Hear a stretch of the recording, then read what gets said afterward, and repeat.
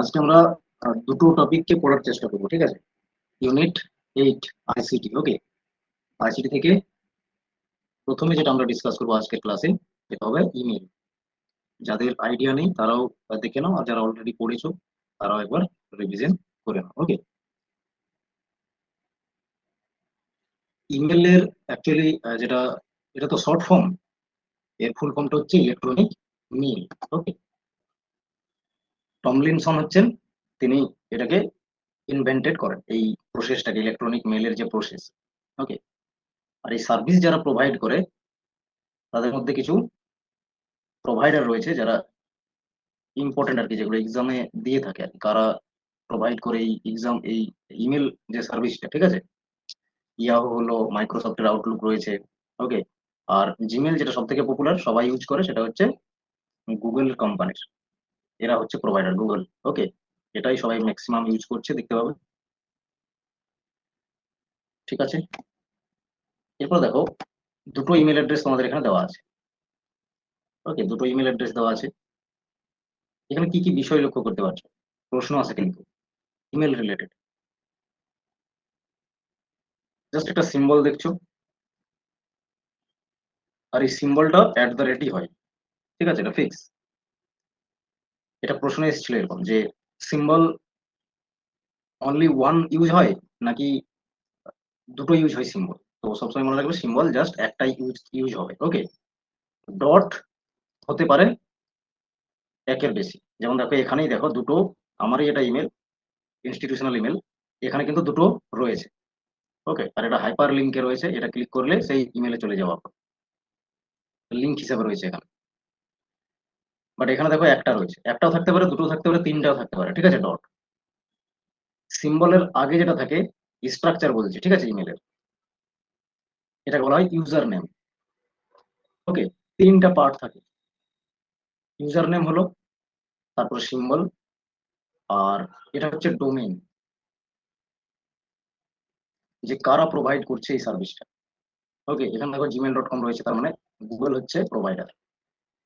ওকে, yahoo.com থাকতে পারতো, outlook.com থাকতে পারতো, outlook.com মাইক্রোসফট প্রোভাইড করে। ওকে, আর ইয়াহু হচ্ছে ইয়াহু কোম্পানি প্রোভাইড করছে। এই হচ্ছে স্ট্রাকচার। ডোমেন নেম, এটা তো বোঝা যায় যে কাদের সার্ভিস।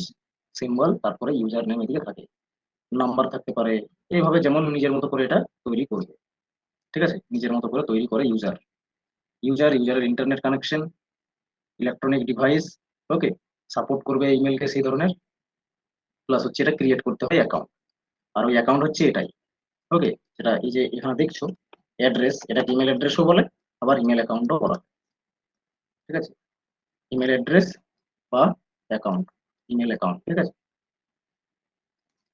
ইমেল অ্যাকাউন্ট থাকলে যে কেউ এই সার্ভিসটা নিতে পারবে।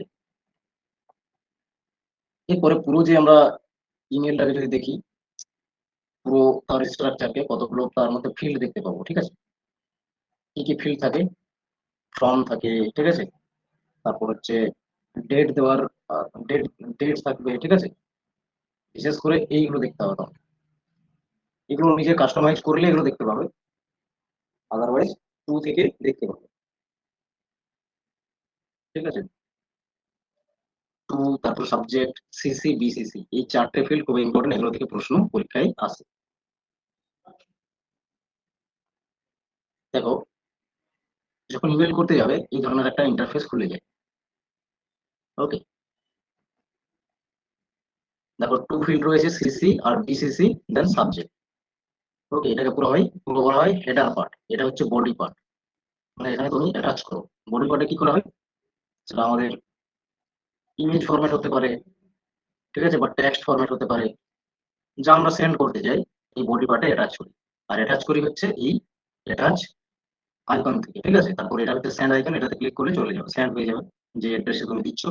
মানে এই যে ফিল্ড তিনটে, তিনটে ফিল্ড ভালো করে বুঝবে হেডার পার্টে, ঠিক আছে? টু, সিসি আর বিসিসি, ঠিক আছে? আশা করছি তোমার সকলের আইডিয়া মোটামুটি আছে। তো আমি এগুলো একবার বলে দিচ্ছি এক্সাম পয়েন্ট অফ ভিউ থেকে কি কি প্রশ্ন আছে। দেখো, প্রথমে টু ফিল্ড রয়েছে। টু ফিল্ডে কি কি স্পেশাল ক্যারেক্টারিস্টিক্স থাকে? টু ফিল্ড হচ্ছে অ্যাকচুয়ালি প্রাইমারি রিসিপিয়েন্ট যে থাকে, ঠিক আছে? To to field is where you enter the primary recipients of your email. তুমি যে ইমেলটা করছো সেই ইমেলটার যে প্রাইমারি রিসিপিয়েন্ট তাকে তুমি হচ্ছে রাখো টু ফিল্ড। ওকে, আর এমন নয় যে তুমি একজনই দিতে পারবে টু ফিল্ড, অনেকজনকে দিতে পারবে, প্রত্যেকটা ফিল্ডে অনেকজনকে দিতে পারবে। ওকে, এটা অ্যাকচুয়ালি জানা নেই যে কাউন্টলেস নাকি, কাউন্টলেস বলতে আর একজন কোথায় ইউজ করবে, ঠিক আছে। যাই হোক, এটার নাম্বারটা ঠিক জানা নেই, তবে অনেক নাম্বার অফ পিপলকে তুমি এখানে রাখতে পারো বা রিসিপিয়েন্টসকে রাখতে পারো। There are the individuals or groups that the email is directly addressed to, ঠিক আছে, যাদেরকে ডাইরেক্টলি অ্যাড্রেস করা হয় তাদেরকে টু ফিল্ডে দেওয়া হয়। It is essential to ensure accuracy in the to field to guarantee that your message reaches the intended recipients. তোমাকে প্রপারলি যাকে পাঠাতে চাইছো বা যে যে অ্যাকচুয়ালি রিসিপিয়েন্ট, মানে যাকে তুমি ইমেলটা করবে, তার অ্যাড্রেস কারেক্ট হতে হবে, তবেই তার কাছে গিয়ে পৌঁছাবে, মানে এটা একুরেসি যেন হয়। অবশ্যই, নাহলে তো সেটা এরর হয়ে যাবে। Recipients listed in the to field are visible all other recipients। যারা টু ফিল্ডে থাকে, ভালো করে বুঝবে, ঠিক আছে। টু ফিল্ডে এ বি ব্যক্তিকে রেখেছো, ঠিক আছে। এই টু ফিল্ডের ব্যক্তি যারা রয়েছে না, এদেরকে সিসি এবং বিসিসি প্রত্যেকে হচ্ছে দেখতে পাবে যে কে টু ফিল্ডে রয়েছে, ঠিক আছে। এটা বলা রয়েছে লাস্টের line, recipients listed in the to field are visible to all the other recipients, meaning they can see who else received the mail। Okay, এবং এরাও একে অপরকে দেখতে পাবে যে কে রয়েছে টু ফিল্ডে আরো। বোঝা গেছে, এরা টু ফিল্ডে দেখা যায়। টু ফিল্ডে যারা থাকে নিজে নিজেকেও দেখতে পাবে কারা রয়েছে টু ফিল্ডে, ঠিক আছে। এ বি কে দেখতে পাবে যে বি নামক ব্যক্তি রয়েছে, বি দেখতে পাবে এ নামক ব্যক্তি রয়েছে হচ্ছে টু ফিল্ডে। আবার সিসি ফিল্ডে যে আছে সেও দেখতে পাবে টু ফিল্ডে কে রয়েছে, বিসিসি ফিল্ডে যে আছে সেও দেখতে পাবে। ওকে, এরপরে চলে আসছি সি ফিল্ডে। সিসি ফিল্ড এর ফুল ফর্ম হচ্ছে carbon copy. Okay, carbon copy. The carbon copy field is used to include additional recipient. Primary recipient না হয়ে যদি কোনো মনে হয় যে এরা additional, তাদেরকে সিসি ফিল্ডে দেওয়া হয়। Who should who should be aware of the messages content that are not the primary audience। ঠিক আছে, যারা প্রাইমারি অডিয়েন্স নয় বাট তাদেরকেও জানানো দরকার, এরকম মনে হয় এডিশনাল, জাস্ট দিয়ে রাখা, না দিলেও চলবে, দিয়ে রাখা হয়, তো তাদেরকে সেই ব্যক্তিদেরকে সিসি ফিল্ডে দেওয়া হয়, ঠিক আছে। কার্বন কপির স্ট্যান্ডার্ড ফর্ম হচ্ছে, এই terminology originated from carbon paper এরা, ঠিক আছে। কার্বন পেপার এরা যখন সময়টা চলছিল, ঠিক আছে, রেকর্ড রাখার জন্য, রিসিভ রাখার জন্য, এই সমস্ত ব্যবস্থাগুলোর জন্য কার্বন কপি ইউজ করা হতো না। তো ওই ধারণাটা থেকেই এই ফিল্ডের তৈরি, ঠিক আছে। When copies were made by placing carbon paper between sheets of paper, বিভিন্ন sheets of paper carbon copy বানিয়ে রাখা হতো, ওকে, একটা কপি হিসাবে। Recipients in CC field receive a copy of the email, but it's primarily directed towards those listed in the true field। Actually যারা two ফিল্ডে থাকে তাদেরকেই ডাইরেক্ট করা হয় বা তাদেরকে অ্যাকচুয়ালি পাঠানো হচ্ছে, বাট সিসি ফিল্ডে জাস্ট রেখে দেওয়া হয়, তাদেরকে একটা কপি হিসেবে তাদের কাছে রেখে দেওয়া হয়, ঠিক আছে। যেমন কার্বন কপিতে মেন যে ফাইলটা, সেটা তো যে যার অ্যাকচুয়ালি তাকে দিয়ে দেওয়া হয়, বাট ইনস্টিটিউশন কি করতো, বা যে কোনো বডি, ঠিক আছে, অর্গানাইজেশনাল বডি, তাদের কাছে একটা রেখে নিত জাস্ট এওয়ারের জন্য।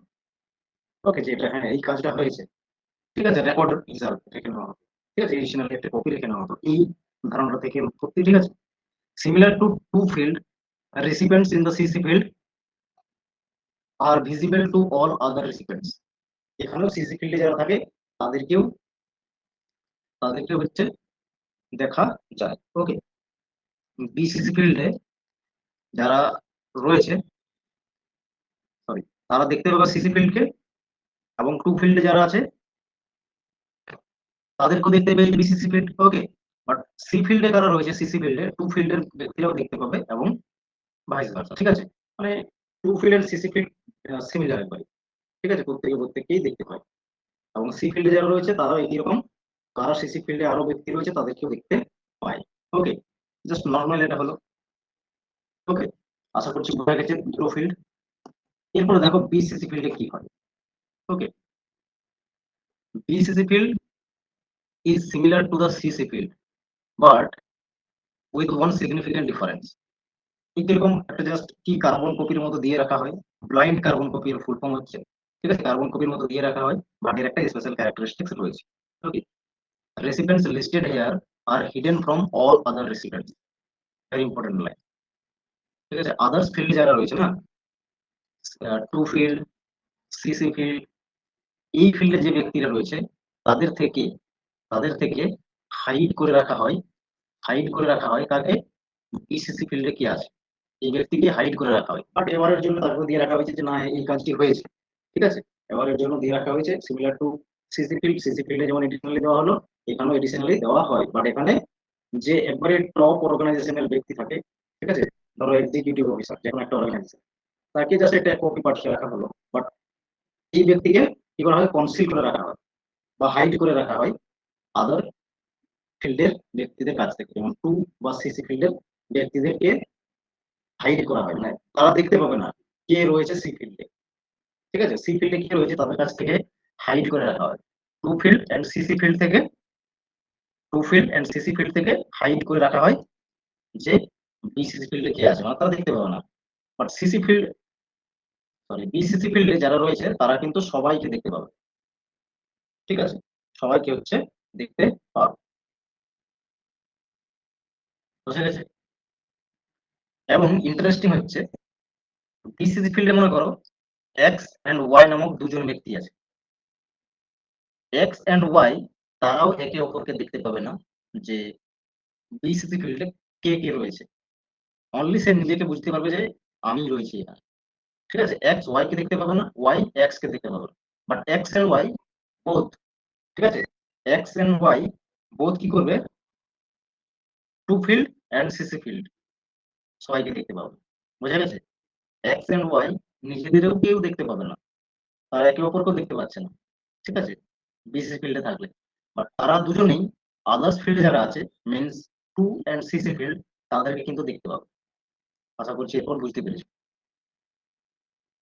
ব্লাইন্ড কার্বন কপি এর ফুল ফর্ম হচ্ছে including in the recipients listed in this field receive a copy of the email, just একটা কপি অফ ইমেল পেয়ে যায়, ঠিক আছে। Their presence is concealed, BCC ফিল্ডে যারা থাকে তাদের প্রেজেন্স কে কি করা হয়, কনসিল করে রাখা হয়, মানে লুকিয়ে রাখা হয় from the other recipients, very important line, ঠিক আছে, দুটোতেই ভেরি ইম্পর্টেন্ট লাইন এখানে রয়েছে।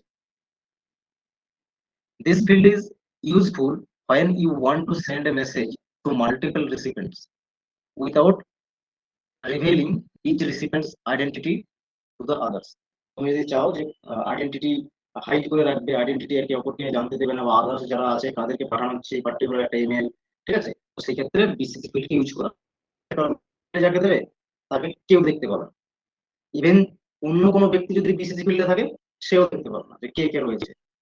ওকে, এইভাবে এর ইম্পর্টেন্সটা রয়েছে বিসিসি ফিল্ড, আশা করছি বিসিসি ফিল্ডের ইম্পর্টেন্স বুঝতে পেরেছো। বাকি to and CC field similar, সবাই সবাইকে দেখতে পায় কারা রয়েছে না রয়েছে, ঠিক আছে, বাট বিসিসি ফিল্ডের ব্যক্তিরা কিন্তু আদার্সকে দেখতে পাবে, বিসিসি ফিল্ডের ব্যক্তিকে কেউ দেখতে পাবে না, বোঝা গেছে, ক্লিয়ার, এইটুকু জাস্ট বুঝলেই হবে। বাকি যে এক্সাম রিলেটেড টার্ম গুলো রয়েছে, এই কনসিল করা থাকে, প্রেজেন্স কে কনসিল করা হয়, হাইড করা হয় আদার্সদের থেকে, এইগুলো এক্সামে দেখতে পাবে লাইনগুলো, ঠিক আছে। It is commonly used in professional setting, professional জায়গাতে এগুলো ইউজ হয়, such as when sending emails to a large mailing list or when sending sensitive information to multiple parties। ওকে, অনেকজনকে যখন পাঠানো হয় একটা মেইল, বাট সেখানে কিছু কি আছে না, সেনসিটিভ ইনফরমেশন আছে যেগুলোকে রিভিল করা যাবে না, তো সেই সমস্ত ক্ষেত্রে এই ডিসিসি ফিল্ডকে ইউজ করা হয়ে থাকে। ওকে, বাস এটুকু বোঝো তাহলে হয়ে যাবে, এই তিনটে ফিল্ড বোঝো, ঠিক আছে, ইমেল থেকে এগুলো সাধারণত এক্সামে দেই। এখানে দেখো কিছু প্রোটোকল ইউজ করা হয়, যেমন ট্রান্সমিশন কন্ট্রোল প্রোটোকল, ঠিক আছে, বিভিন্ন সময় যেরকম ভাবে তুমি ইউজ করছো তার উপরে ডিপেন্ড হচ্ছে। ইউজার ডায়াগ্রাম প্রোটোকল কাজ করছে, ইন্টারনেট প্রোটোকল রয়েছে, ঠিক আছে, পোস্ট অফিস প্রোটোকল আছে, হাইপার টেক্সট ট্রান্সফার প্রোটোকল, সবগুলো ইন্টারনেটে তুমি কানেক্টেড হচ্ছে মানে সবগুলো এগুলো চলে আসবে। ওকে, আর ডেফিনেটলি ইমেলের জন্য তো ইন্টারনেট লাগছে। ইন্টারনেট মেসেজ অ্যাক্সেস প্রোটোকল আছে, ইন্টারনেট কন্ট্রোল মেসেজ প্রোটোকল রয়েছে, ফাইল ট্রান্সফার প্রোটোকল রয়েছে, কারণ ফাইল ট্রান্সফার হয় এখান থেকে, ঠিক আছে, টেক্সট ট্রান্সফার হয়, দেখো টেক্সটেই তো বেশি ইউজটা হয়। দেখো মেন যেগুলো পিওপি, ঠিক আছে, post office protocol, standardised protocol হচ্ছে that allow user to access their mailbox, post office protocol মানে কি, পোস্ট অফিস মানে কি, সেখানে অনেকগুলো চিঠি কি করে নিয়ে যায়, আগে জমা হয় তারপরে নিয়ে যায়। নিয়ে যাওয়ার জন্য যে ট্রাঙ্কটা, ঠিক আছে, বা যেটাতে ভরে নিয়ে যাচ্ছে, সেটা এখানে কাজ করছে পিওপি।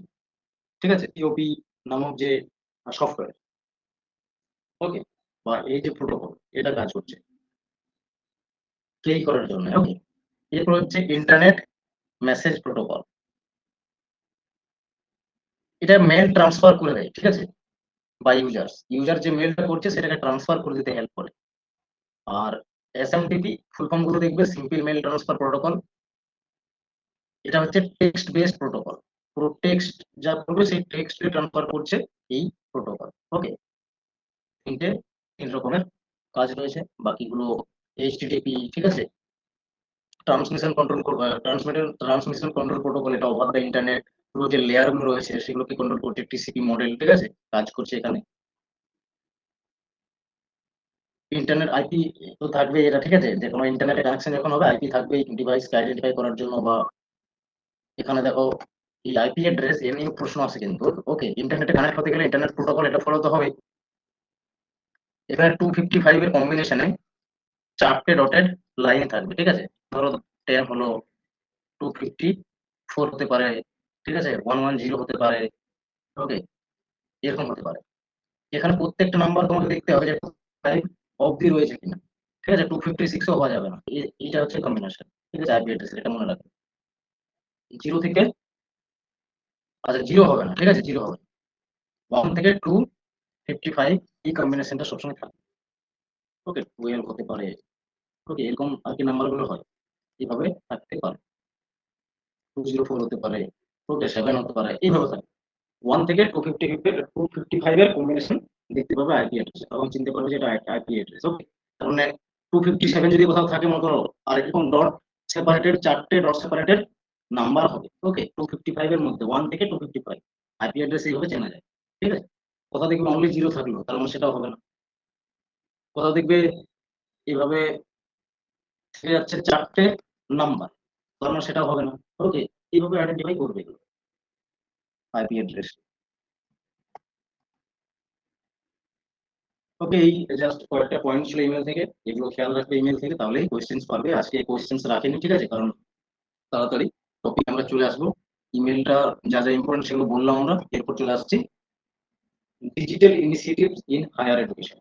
ওকে, এই টপিকটা অনেক লেন্দি টপিক, ঠিক আছে, প্রচুর ইনিশিয়েটিভ রয়েছে ডিজিটাল, যেগুলো হায়ার এডুকেশন সেক্টরে ইন্ট্রোডিউস করা হয়েছে, এবং এডুকেশনের কোয়ালিটি, ঠিক আছে, এনহ্যান্স করার চেষ্টা করা হচ্ছে, ঠিক আছে, এবং অ্যাক্সেসিবিলিটি, ঠিক আছে, অ্যাভেলেবিলিটি, কোয়ালিটি, এগুলো মেনটেন করার চেষ্টা করা হচ্ছে through different different digital initiative. Okay, in our country, taking by the government. Okay, বিভিন্ন ধরনের ইনিশিয়েটিভ নিচ্ছে গভর্নমেন্ট, যাতে এডুকেশনকে কি করে যেন স্বচ্ছ করা যায়। তো এগুলোই আমাদের করতে হবে। পরপর কি কি ইনিশিয়েটিভ আছে পার্টিকুলারলি, যেমন তোমরা অলরেডি টিচিং অ্যাপটিটিউডে পড়েছো, স্বয়ংপ্রভা, স্বয়ং, মক, ঠিক আছে, মক একটা কনসেপ্ট, এবং এটাকে ফলো করছে স্বয়ংপ্রভা নামক প্ল্যাটফর্ম গুলো, এবং আদার্স যে অনলাইন প্ল্যাটফর্ম গুলো রয়েছে এডুকেশন, তারা ফলো করছে সেই স্ট্রাকচার। ভিডিও লেকচার দিয়ে দিচ্ছে, ডাউনলোডেড ম্যাটেরিয়াল দিয়ে দেওয়া হচ্ছে, ঠিক আছে, সেলফ অ্যাসেসমেন্ট হচ্ছে, এক্সপার্টরা আপলোড করছে, তোমরা নিজেরা মক টেস্ট দিতে পারছো।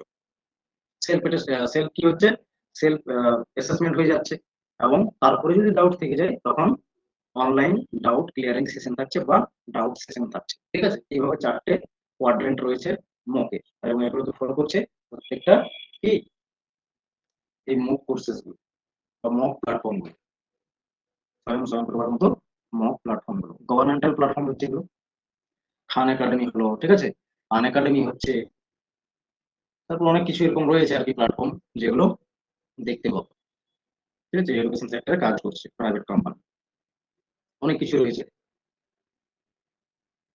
গ্রেড আপ ছিল এক সময়, বাইজুস ছিল, ঠিক আছে। তো দেখো প্রত্যেকটা সেক্টরে ডিজিটাল বিষয়টা ইন্ট্রোডিউসড হয়েছে, এবং ডিজিটাল বিষয়টা এমন ভাবে ছেয়ে গেছে, ঠিক আছে, প্রত্যেকটা সেকশনকে বা প্রত্যেকটা এরিয়াকে, ঠিক আছে। তুমি গভর্নমেন্টাল দেখো যে কাজগুলো, আগে যেতে হতো, লাইন দিতে হতো, তারপরে গিয়ে ফর্ম ফিল আপ হতো, তারপরে গিয়ে সেটা অনেক লেন্দি প্রসেস হয়ে যেত।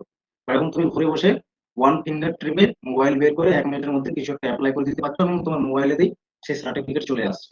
ডোমিসাইল সার্টিফিকেটের কথা ভাবো, ঠিক আছে, ইনকাম সার্টিফিকেটের কথা ভাবো, ব্লক লেভেলে যদি তুমি চাও, তখন আগে কিভাবে খাটতে হতো, আজ থেকে 10-12 বছর আগেই এরকম হতো, ঠিক আছে।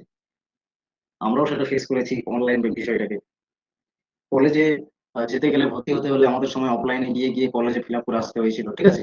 এখন তো সবাই ওয়ান ইউনিভার্সিটি পোর্টাল রয়েছে, তুমি কোন কোন কলেজ সিলেক্ট করবে করে দিচ্ছ। ডেফিনেটলি অ্যাক্সেস করা খুব সহজ হয়ে গেছে ডিজিটাল বিষয়টা ইন্ট্রোডিউস হওয়ার পর থেকে। ওকে, মানে technology introduce each and every সেক্টরে। তো এই ক্ষেত্রে এডুকেশন সেক্টরেও কিন্তু বাদ থাকে, এডুকেশন সেক্টরেও বিভিন্ন রকম ভাবে রিভলিউশনাইজ করা হয়েছে এডুকেশন সেক্টরে, ঠিক আছে, through the using digital different different digital initiatives. Okay, এগুলোই আমরা পরপর পড়ছি। আর ডেফিনেটলি এডুকেশন সেক্টরে একটা রেভলিউশনারি এরা তৈরি হয়েছে ডিজিটাল বিষয়টাকে ইন্ট্রোডিউস করার পর বা টেকনোলজিকে ইন্ট্রোডিউস করার পর। এডুকেশন সেক্টরে কি কি আমরা দেখবো যেগুলো রয়েছে, অ্যাপ্লিকেশন আইসিটির, ইনফরমেশন কমিউনিকেশন টেকনোলজি, এক কথায় টেকনোলজি বা ডিজিটাল সিস্টেম। ওকে, প্রথমত এভরিথিং ডিজিটাইজেশন হয়ে গেছে। যেমন ধরো এখন লাইব্রেরিতে যাবে, লাইব্রেরিতে আগে কি হতো, কত নাম্বার বুকসের নাম্বার, কোনো কেউ যদি বই চাইতো, ঠিক আছে, সেটা দেখে ম্যাচ করে টাকা দিতে হতো। বাট এখন তুমি লাইব্রেরিতে যাবে, লাইব্রেরিতে গিয়ে যে কোনো ডিস্ট্রিক্ট লেভেলের লাইব্রেরিতে যাও, ইউনিভার্সিটি লেভেলের ইউনিভার্সিটি ক্যাম্পাসের ভিতরে লাইব্রেরিতে যাও, বা এনি আদার্স রিজিওনাল লাইব্রেরিতে যাও, সব জায়গায় এখন কম্পিউটারাইজেশন হয়ে গিয়েছে। একবার জাস্ট সার্চ করে দিচ্ছে এবং কত নাম্বার বুকস হচ্ছে, একটা টাইটেল বলে দিলেই বুকসের কত নাম্বার কোন রোতে রয়েছে সব বলে দিচ্ছে, এত সুন্দরভাবে ডেটা ম্যানেজমেন্ট কাজ করছে, ঠিক আছে। তাহলে এভরিথিং কি হয়েছে এডুকেশন সেক্টরে, ডিজিটাইজেশন হয়ে গিয়েছে। এবং অনেক কিছু রয়েছে সফট কপি হিসাবে বুকসের, পিডিএফ পাওয়া যাচ্ছে, ই বুকস পাওয়া যাচ্ছে, ঠিক আছে। যেমন অ্যামাজনের কিনলে নাকি কি রকমের একটা বেশ নাম রয়েছে, সেই অ্যাপটা যদি তুমি পারচেস করে নাও, সাবস্ক্রিপশন করে নাও, তুমি যা অ্যামাজনের বুকস রয়েছে সেগুলোকে সব ডিজিটাল ফরম্যাট পেয়ে যাবে এবং তুমি পড়তে পারবে। সেটা হার্ড কপি নিলে যে দামটা থাকে তার হাফ দামে সেই বইটা পেয়ে যাবে যে কোনো বই, ঠিক আছে। এরকম একটা বিষয় কাজ করছে, বা 40% 70% কিছু একটা নেই আর কি, যতটা প্রিন্টেড প্রাইস থাকে তার উপরে। তো এইভাবে ডিজিটাল ডিজিটাইজেশন হয়ে গেছে সমস্ত বিষয়। ওকে, ইচ এন্ড এভরিথিং। তারপরে এখন যেটা ফিজিক্যাল প্রেজেন্সের থেকে পড়া হতো, ঠিক আছে, বা ক্লাসেস হতো, সেগুলো এখন কি হয়েছে না, ভার্চুয়াল প্ল্যাটফর্মে রিয়েল টাইম বেসিসে সেগুলো শেয়ার করা পসিবল হচ্ছে। যেমন দেখো, আমরা যেটা গুগল মিটে ক্লাসটা করছি, এটাও তো one type of digitisation in education. Okay, তোমরা সেই ফেসিলিটিটা পাচ্ছ, রিয়েল আমাদের কনভারসেশন হচ্ছে 7:30 থেকে শুরু হয়েছে বা 8টা থেকে শুরু হয়েছে, তবে চলবে 9টা। একদম রিয়েল টাইমে আমাদের কথা কনভারসেশন হচ্ছে, তোমরা বড় দেখছো না, লাইভ দেখছো। লাইভ দেখা মানে রিয়েল টাইম কনভারসেশন, ঠিক আছে, ভার্চুয়াল মোড। এর জন্য আমরা একটা থার্ড পার্টি অ্যাপ ইউজ করছি, কি না, গুগল প্ল্যাটফর্ম ইউজ করছি, ঠিক আছে, গুগল মিট যেটাকে আমরা বলছি। তো এইভাবে সুবিধাগুলো পাওয়া যাচ্ছে। ওকে, ডিজিটাইজেশন হওয়ার ফলে ওয়ান ফিঙ্গার ট্রিপে আমাদের কাছে অনেক কিছু মেটেরিয়াল অ্যাভেলেবল হয়ে যাচ্ছে স্টাডি রিলেটেড। ওকে, এরপরে ভিজুয়াল মিডিয়া ইউজ করা যাচ্ছে, যার ফলে আন্ডারস্ট্যান্ডিং ভালো ডেভেলপ করছে, বোথ স্টুডেন্ট এন্ড টিচারের ক্ষেত্রে সেটা খুবই এফেক্টিভ হচ্ছে। ওকে, অ্যানিমেশন দিয়ে সেগুলোকে বোঝানো যাচ্ছে বিষয়গুলোকে। ওকে, তাহলে স্টুডেন্টদের সেটা কিউরিওসিটি তৈরি হচ্ছে, আরো জানার একটা প্রবণতা তৈরি হচ্ছে। রিয়েল টাইম সেটিং পাওয়া যাচ্ছে এখানে। ওকে, এগুলোই এক একটা কি application ICT. Alternative teaching approach তৈরি হয়েছে। আগে আমাদের যেটা ক্লাসরুম সেটআপ ছিল, সেই ক্লাসরুম সেটআপ থেকে বাইরে বেরিয়ে এসে ডিফারেন্ট ডিফারেন্ট টেকনিক্স বা টুলস ইউজ করে এডুকেশনাল সিস্টেমটাকে এনহ্যান্স করা গিয়েছে। ধরে নাও ফ্লিপ ক্লাসরুম অ্যাপ্রোচ, তোমরা তোমরা হয়তো টিচিং অ্যাপটিটিউডে পড়েছো ফ্লিপ ক্লাসরুম অ্যাপ্রোচটা কি। যেমন মনে করো আজকে আমি যে টপিকটা পড়াবো সেই টপিকটা তোমাদের বলে দিলাম, সেই টপিক রিলেটেড কিছু ভিডিও লেকচার দিলাম আমি, ঠিক আছে, অলরেডি যেগুলো আগেও টপিক রিলেটেড বানানো রয়েছে, ঠিক আছে, কনসেপ্ট কি থাকবে সেগুলো দিয়ে দিলাম, তোমরা সেগুলো পড়ে এলে এবং ক্লাসরুমে এসে, তার মানে কি অনলাইন অফলাইন দুটো এখানে ইউজ হচ্ছে, হাইব্রিড। ওকে, অনলাইনে তোমাদের লেকচার হয়ে গেল, যখন আসবে ক্লাসে ফিজিক্যাল মোডে, তখন সেখানে সেগুলোকে প্র্যাকটিক্যাল তার অ্যাপ্লিকেশন দেখানো হচ্ছে বা প্র্যাকটিস করানো হচ্ছে। এই যে অ্যাপ্রোচ, এটাই তো ফ্লিপ ক্লাসরুম। তো অল্টারনেটিভ একটা ক্লাসরুম হয়েছে, ডিজিটাল সিস্টেমটা ইন্ট্রোডিউস হওয়ার পরেই তো এটা পসিবল হয়েছে। তো ডেফিনেটলি ভীষণ হারে ডিজিটাল বা টেকনোলজির আইসিটির ইউজ রয়েছে এডুকেশন সেক্টরে। তারপরে কি, সেখানে লেকচার তৈরি করা হোক, ঠিক আছে, বা স্টুডেন্টদেরকে সিকোয়েন্সিয়ালি ইনস্ট্রাকশন প্রোভাইড করা হোক, ঠিক আছে, অ্যাট্রাকটিভ হোক ক্লাসরুমটা, সমস্ত কিছু পসিবল হচ্ছে থ্রু ইউজিং ডিজিটাল প্ল্যাটফর্ম। ওকে, কম্পিউটার সাপোর্টেড কোলাবোরেটিভ লার্নিং তৈরি হয়েছে। ওকে, মানে বুকস রয়েছে প্লাস কম্পিউটারের রিসোর্সেস, ঠিক আছে, ইন্টারনেট রিসোর্সেস অ্যাক্সেস করতে পারছি থ্রু কম্পিউটার ইউজ করে। তো এইভাবে একটা কম্পিউটারের সঙ্গে কোলাবোরেটিভ লার্নিং কিন্তু পসিবল হয়েছে কি এই টেকনোলজি ইন্ট্রোডিউসের পরে। ওকে, যার ফলে কনসেপ্ট এসেছে ই লার্নিং। ওকে, ই লার্নিং কনসেপ্ট এসেছে আজ থেকে 10-12 বছর আগে। এই ধরনের কনসেপ্টটা সবার কাছে জানা ছিল না, ঠিক আছে, বাট এখন দেখো ই লার্নিং বলতে সবাই বুঝে যে মোবাইলের থ্রু থেকে পড়া, ঠিক আছে, মোবাইল লার্নিং বা ই লার্নিং। ওকে, লিনিয়ার লার্নিং হয়েছে। লিনিয়ার লার্নিং বলতে সেলফ স্টাডি পুরোটাই। যে কোনো একটা তুমি কোর্স করতে চাইছো, ঠিক আছে, তুমি কি করবে, সেখানে কোনো প্ল্যাটফর্ম থেকে সেটার অ্যাক্সেস করে নিতে পারবে, ঠিক আছে, মিনিমাম অ্যামাউন্ট পে করে। বেশি খুব একটা টাকা লাগছে সেটাও না, ঠিক আছে, অ্যামাউন্টটাও কমে গেছে কারণ অ্যাভেলেবিলিটি প্রচুর হয়ে গেছে।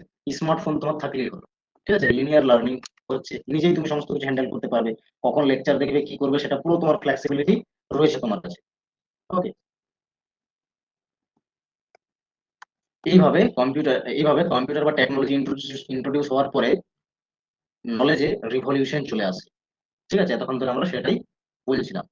যেমন তোমার যে কোনো আইডিয়া শেয়ার করার প্ল্যাটফর্ম, বেস্ট প্ল্যাটফর্ম ইউটিউব আছে, ঠিক আছে, এটাও একটা এডুকেশনেই কন্ট্রিবিউশন বলতে পারি, ঠিক আছে। ইউটিউবে তো ডিফারেন্ট ডাইমেনশনে এন্টারটেন করে, বাট এডুকেশন কিন্তু সেখানে একটা বড় পার্ট রয়েছে ইউটিউবের, ঠিক আছে, সেটা তোমরা সবাই ফিল করো, সবাই জানো, কারণ সবাই কিছু না কিছু ইউটিউব থেকে দেখছো সবসময়। এবং ডেফিনেটলি স্টাডি রিলেটেড, ঠিক আছে, ফান রিলেটেড, ওকে, মুভিজ দেখছো, সমস্ত কিছু করছো। ওকে, তারপরে ডিজিটাল সিস্টেম আসার পর থেকে মক প্ল্যাটফর্ম তৈরি হয়েছে, মেসি ওপেন অনলাইন কোর্সেস। ওকে, অনেক রিসোর্সেস প্রোভাইড করার জন্য সাইট ডেভেলপ হয়েছে, সেইভাবে ওয়েবসাইট, ঠিক আছে, এগুলো ডিজিটাল প্ল্যাটফর্মের পার্ট। এইভাবে নলেজের রিভলিউশন তৈরি হয়েছে এই টেকনোলজি ইন্ট্রোডিউস হওয়ার পরেই। এবং হায়ার এডুকেশন সেকশনে ভীষণভাবে একটা ইম্প্যাক্ট এসেছে, এন্ড ডেফিনেটলি কোয়ালিটি ইমপ্রুভ হয়েছে। ধরো একটা একদম যে ব্যাকওয়ার্ড রিজিয়ন পুরো, সেখানে অ্যাক্সেসিবিলিটি কানেক্টিভিটি কিছুই নেই, সেখানে সামনাসামনি কোথাও কোয়ালিটি এডুকেশন পাবে সেই ধরনের কলেজ নেই, ইউনিভার্সিটি নেই। এই জায়গাগুলোতে এখন মানুষ ভালোভাবে তাদেরকে তৈরি করতে পারছে বিকজ অফ আইসিটির ইন্ট্রোডিউস, ঠিক আছে। তো এটাকে আমরা নলেজ রিভলিউশন বলছি। আর যেটার পুরো ক্রেডিটটা যায় কি আইসিটি কে। ওকে, আমরা পুরো ব্যাকগ্রাউন্ড দেখলাম। এরপর চলে আসছি পার্টিকুলারলি গভর্নমেন্ট অফ ইন্ডিয়া কি কি ইনিশিয়েটিভ নিয়েছে এই এডুকেশনকে আরো এনহ্যান্স করার জন্য, ঠিক আছে, কি কি প্ল্যাটফর্ম তৈরি করেছে সেগুলো এক্সাম পয়েন্ট অফ ভিউতে যেগুলো আমরা ইম্পর্টেন্ট মনে করেছি সেগুলোকে এখানে আমাদের দেওয়া হবে ওয়ান বাই ওয়ান বা করানো হবে। ওকে, তো ইন্ডিয়ার 2050 অব্দি বা 2035 অব্দি, ঠিক আছে, একটা মিশন রয়েছে যে গ্রোস এনরোলমেন্ট যে রেশিও, মানে হায়ার এডুকেশন সেকশনে বিশেষ করে কি এটা বাড়াতে হবে, এই রেশিওটা। মানে যারা পড়ছে বা যারা লিটারেট হচ্ছে তাদের ম্যাক্সিমাম দেখা যাচ্ছে কি ড্রপ আউট হয়ে যাচ্ছে, হায়ার এডুকেশন আসছে না, ঠিক আছে। তো এই রেশিওটাকে বাড়ানোর উদ্দেশ্য রেখেছে 2035 এর মধ্যে কি করবে না 50% সেটাকে বাড়িয়ে নিয়ে যাওয়া হবে, এরকম একটা মিশন রাখা হয়েছে, ঠিক আছে। যারা এডুকেশন সেকশন আসছে তাদেরকে হায়ার এডুকেশন নিয়ে যাবে, রিসার্চের ফিল্ডে, ঠিক আছে, বা যে কোনো স্কিল এডুকেশন হলো, ঠিক আছে, টেকনিক্যাল এডুকেশন হলো, এই বিষয়গুলোতে নিয়ে আসা যেগুলো হায়ার এডুকেশন রয়েছে। ওকে, আর এই জন্যই national mission on education through ICT, যেটাকে বলা হয় শর্টে NMEICT, এর ফুল ফর্মটা কি, national mission on education through information communication technology. Okay, এখানে মেনশন রয়েছে এই ধরনের একটা কনসেপ্টকে ইন্ট্রোডিউস করা হয়েছে এবং এর আন্ডারে ডিফারেন্ট ডিফারেন্ট টাইমে নিডস অ্যাকর্ডিংলি কি করা হয় না ইনিশিয়েটিভ নেওয়া হয়ে থাকে। ওকে, যেমন দেখো এতগুলো এখানে মেনশন রয়েছে, এরও বাইরে আর অনেক কিছু হতে পারে, ঠিক আছে, বাট যেগুলো এক্সামে বারবার দেখা গেছে সেই ধরনের সেগুলোকে জাস্ট এখানে অ্যাটাচ করা হয়েছে। স্বয়ং তোমরা পড়েছো, স্বয়ংপ্রভা পড়েছো। ওকে, এগুলো মক প্ল্যাটফর্ম এক একটা। এছাড়াও এডুকেশন সেকশনে আরো দেখতে পাবে ন্যাশনাল ডিজিটাল লাইব্রেরি রয়েছে, যা ইন্ডিয়ান গভর্নমেন্টের টেকিং একটা সাইট, যেখানে ডিজিটালি ফেসিলিটেট করা হয় different type of books, journals, ঠিক আছে, রিসার্চ আর্টিকেলস এগুলো। ন্যাশনাল একাডেমিক ডিপিজিটরি রয়েছে, এই শোধ সিন্ধু রয়েছে, ই যাত্রা রয়েছে, ই আচার্য রয়েছে, ই বিদ্বান, ই কল্প, ঠিক আছে। FOSSEE রয়েছে, free and open source software provide করা হচ্ছে ফর এডুকেশন। ভার্চুয়াল ল্যাবের ব্যবস্থা রয়েছে, ক্যাম্পাস কানেক্টিভিটি, যাতে তাহলে ইন্টারনেট কানেকশন তো চাই, তবে তো কি এই ডিজিটাল ফেসিলিটি গুলোকে এর লাভ নিতে পারবে স্টুডেন্টরা, তাই না? সেই জন্য কানেক্টিভিটি এটাও একটা মিশন রেখেছে NMEICT থেকে। ওকে, এগুলো ইম্পর্টেন্ট, এগুলো আমাদের দেখতে হবে। তারপরে NIRF কোয়ালিটি কতটা মেনটেন হচ্ছে, এটার কি র্যাঙ্ক দেওয়া হচ্ছে, ও ঠিক আছে আমাদের কান্ট্রিতে। এরপরে GAIN রয়েছে, এটা পড়তে হবে। ওকে, এগুলো মোটামুটি পড়তে হবে আমাদের। চলো ওয়ান বাই ওয়ান শুরু করছি।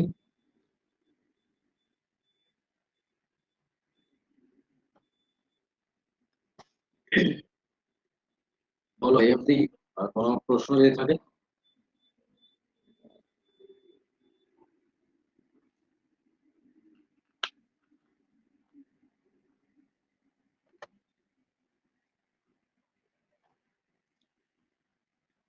স্বয়ংপ্রভা এগুলো যেহেতু পড়েছি আমরা টিচিং অ্যাপটিটিউডে, খুব ভালোভাবে পড়েছি, সেগুলো তো আমি যাচ্ছি না, ডাইরেক্ট শুরু করছি ন্যাশনাল ডিজিটাল লাইব্রেরি থেকে, ঠিক আছে।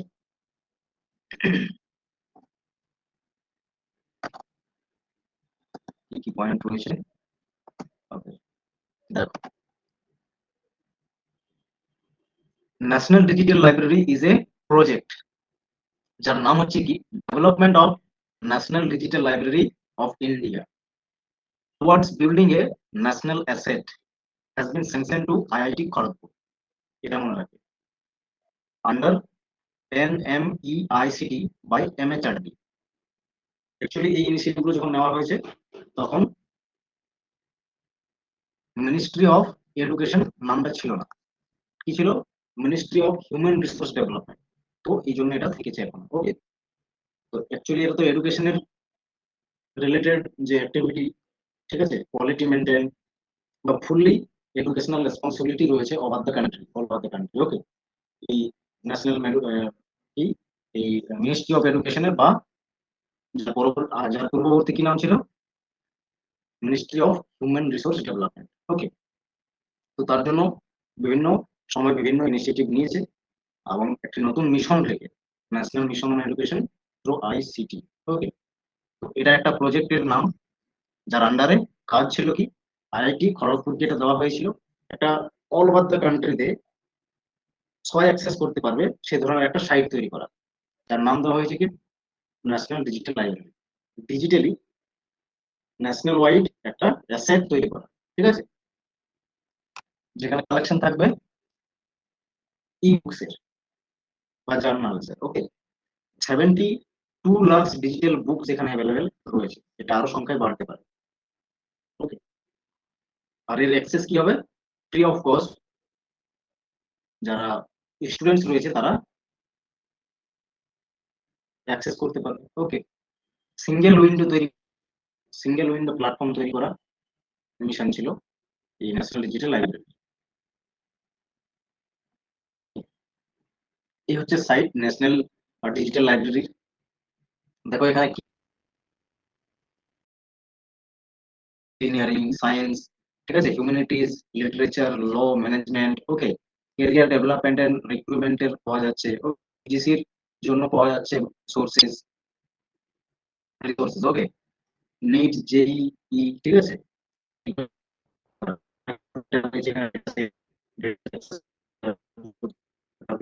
জার্নালস কনফারেন্স রয়েছে এখানে, যেগুলো হয় সেগুলোর রিসোর্স গুলো রয়েছে, ঠিক আছে, জাস্ট একটু তোমার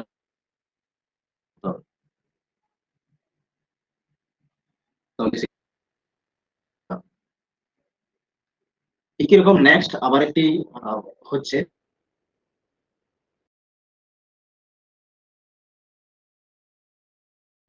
ন্যাশনাল,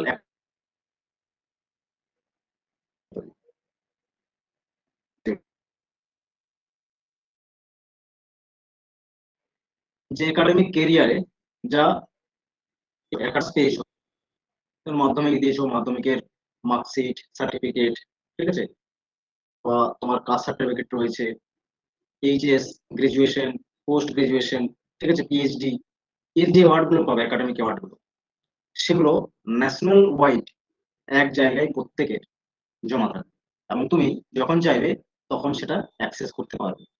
ওকে, এটা তৈরি করার জন্য ন্যাশনাল একাডেমিক ডিপোজিটরি নামক একটি প্ল্যাটফর্ম তৈরি করা হয়, ঠিক আছে, গভর্নমেন্ট অফ ইন্ডিয়ার দ্বারা। এখানে degree, marksheet, diploma, certificates, everything তুমি কি করতে পারবে, রাখতে পারবে 24/7, ঠিক আছে, এর অ্যাক্সেস পাবে তুমি। তুমি ডিজিটালি সেখানে ডিপোজিট করে রেখেছো এইগুলোকে, ঠিক আছে। ডিজিটাল ইন্ডিয়ার একটি মিশন হচ্ছে এটি, যে সমস্ত কিছুকে এক জায়গায় নিয়ে আসা। ওকে, একাডেমিক যে ইনস্টিটিউশন গুলো আছে তাদের যে একাডেমিক অ্যাওয়ার্ডস, এগুলোকে এখানে রাখা হয়, তাদের স্টোরেজ দেওয়া হয়, সেগুলোকে 24/7 অ্যাক্সেস দেওয়া হয়। ওকে, ভেরিফিকেশনের সময় তুমি কাজে লাগাতে পারবে। ডিজিটালি ফেস্ট হয়ে যাচ্ছে, যেমন ডিজি লকার। ওকে, ডিজি লকার সবাই জানো। ডিজি লকার, ডিজি লকার, ঠিক আছে, অ্যাকচুয়ালি ডিজি লকার এরই তৈরি, ন্যাশনাল মিশন যে ডিজিটারি আছে তার কোলাবোরেট রয়েছে ডিজি লকারের সঙ্গে, ডিজি লকারের সঙ্গে, ঠিক আছে। এবং এখানে প্রোটেক্ট হচ্ছে, তুমি ডিজি লকার ডাউনলোড করবে, ডাউনলোড করে সবগুলো আপলোড একবার করে দেবে, তাহলে যেখানে যাবে সেখানে অরিজিনাল পারবে তুমি অ্যাক্সেস করতে, জাস্ট নাম্বার ফাম্বার দিয়ে ভেরিফাই করে নিতে হবে তোমার যেটা আমার, ঠিক আছে। এইভাবে এর অ্যাক্সেস পাবে, গ্যারান্টি দেয় অথেন্টিসিটি এবং সেফ স্টোরেজ, ঠিক আছে, safe storage, governmental site, DigiLocker করে নেবে, আমারও রয়েছে, তোমরাও করে নেবে। এর শর্ট ফর্ম হচ্ছে এনআইডি। কে তৈরি করেছে? Ministry of electronics and information technology আর মিনিস্ট্রি অফ এডুকেশন, এদের কোলাবোরেশনে এই প্ল্যাটফর্ম তৈরি, ন্যাশনাল একাডেমিক ডিপোজিটরি। ওকে, এই দুটোই তৈরি হয়েছে, এবং এটা কোলাবোরেট কিরকম কাজ করে। এরপর নেক্সট যেগুলো খুবই ইম্পর্টেন্ট, যেগুলো থেকে প্রচুর প্রশ্ন হয়, সেই 4-5টা ইনিশিয়েটিভে আসছে, এগুলো থেকে প্রচুর প্রশ্ন হয়। ই শোধ গঙ্গোত্রী। ওকে, ই শোধ গঙ্গোত্রী, এখানে কি হয়, কি জমা থাকে, কি সাইট এটা, ওকে, বুঝে নাও। দেখো নামগুলোতেই তোমাকে বলে দিচ্ছে যেটা কি কাজ করতে পারে, ভেরি সিম্পল, ঠিক আছে। বাট এখানে ই গঙ্গোত্রী হলো, ই শোধ সিন্ধু হলো, ঠিক আছে, ই শোধ গঙ্গা হলো, এগুলোকে ভালো করে পড়বে। আচ্ছা, এটা শোধ গঙ্গোত্রী হচ্ছে, ঠিক আছে, শোধ গঙ্গা রয়েছে একটি, আর একটা শোধ সিন্ধু রয়েছে, তিনটে ভালো করে বুঝবে, কিন্তু এগুলো থেকে প্রশ্ন হয় প্রচুর। ওকে,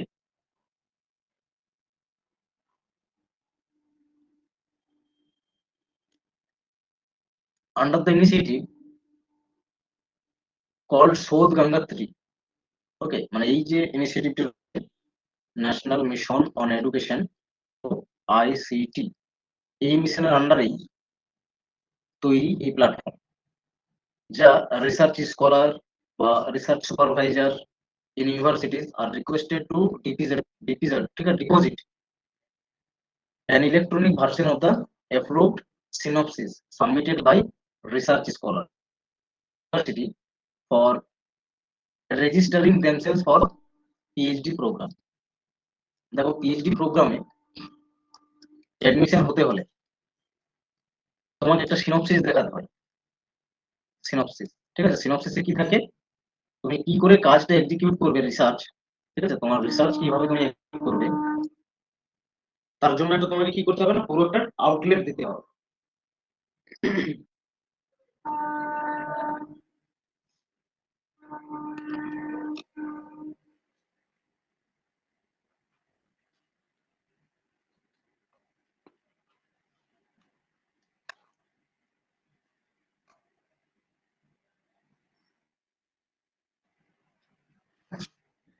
জাস্ট ওয়েট এবার ট্রেন্ড এরিয়া।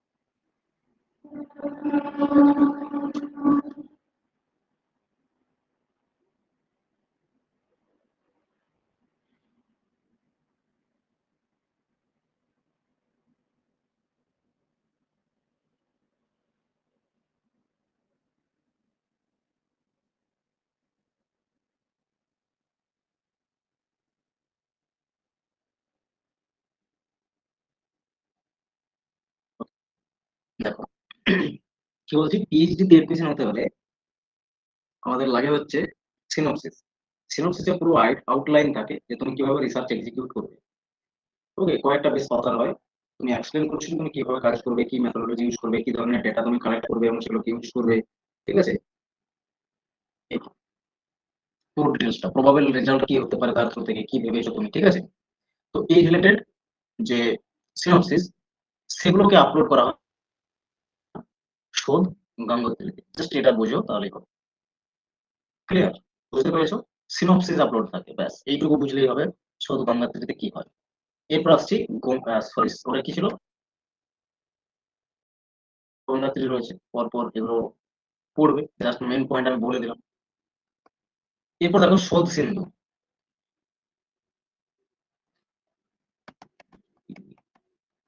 এরপর দাঁড়াও আমি দেখে নিই, শোধ গঙ্গোত্রী থেকে যেটা নাকি সেটা শোধ গঙ্গা হবে। ওকে,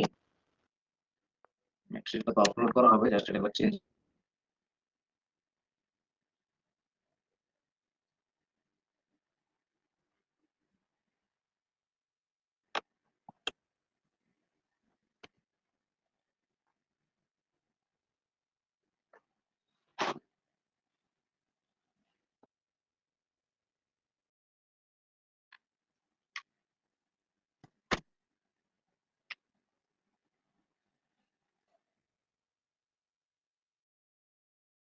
ওকে, তাহলে শোধ গঙ্গোত্রীতে কি দেখলে, শোধ গঙ্গোত্রীতে সিনopসিস আপলোড করা হচ্ছে। পিএইচডি তে এন্ট্রান্স নিতে গেলে যে সিনopসিস সেটা আপলোড করা হয় এখানে গঙ্গোত্রীতে। শোধ গঙ্গাতে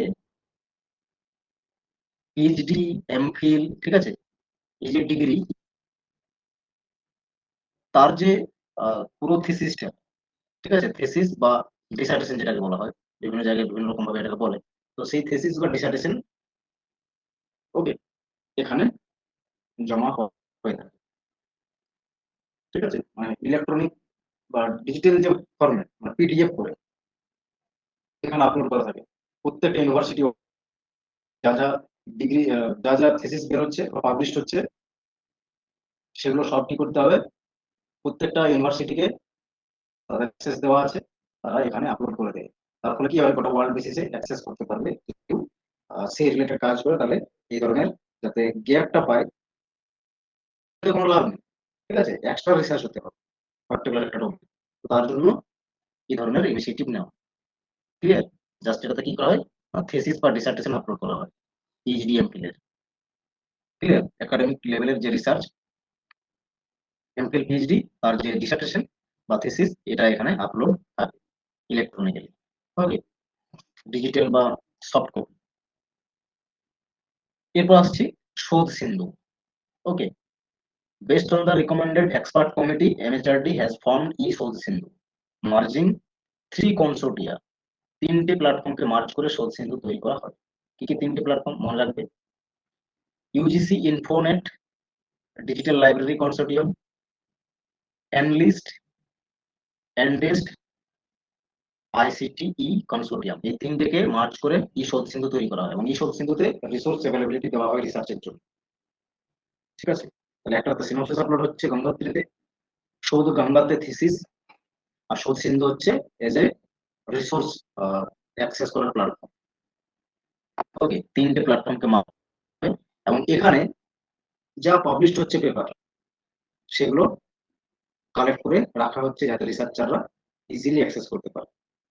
বোঝা গেছে?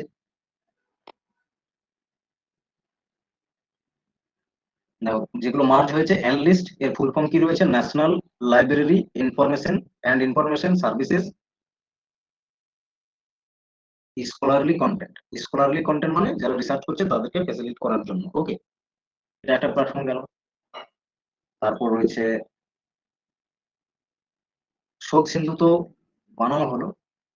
ওকে, তারপর আসলে ইন্ডেস্ট ছিল, যার ফুল ফর্ম ছিল কি, Indian national digital library in engineering science, engineering science and technology. এই ফিল্ডের পাওয়া যাবে তাহলে। ঠিক আছে, এরা দিচ্ছে এই ফিল্ডের, টেকনিক্যাল ফিল্ডের ম্যাটেরিয়ালস। ওকে, এইভাবে মার্চ করে এটা তৈরি করা হয়েছে এই সব সিটি, যেখানে জার্নাল অ্যাভেলেবিলিটি দেওয়া হচ্ছে, মানে রিসোর্সের অ্যাভেলেবিলিটি দেওয়া হচ্ছে। এবার দেখো নেক্সট চলে আসছে ই যন্ত্র। আচ্ছা, খুব ডিস্টার্ব করছে নাকি? জয়েন করছো, লেভ করছো সবাই? ম্যাক্সিমাম দেখছি খুব জয়েন করছো, লেট করছো। বলো সব ঠিক আছে তো? নেটওয়ার্ক ঠিক আছে? সবাই স্ক্রিন প্লাস ভয়েস শুনতে পাচ্ছ? ওকে, দেখো ই যন্ত্র। ওকে ওকে ওকে, ঠিক আছে, সবাই বলছে ঠিক আছে।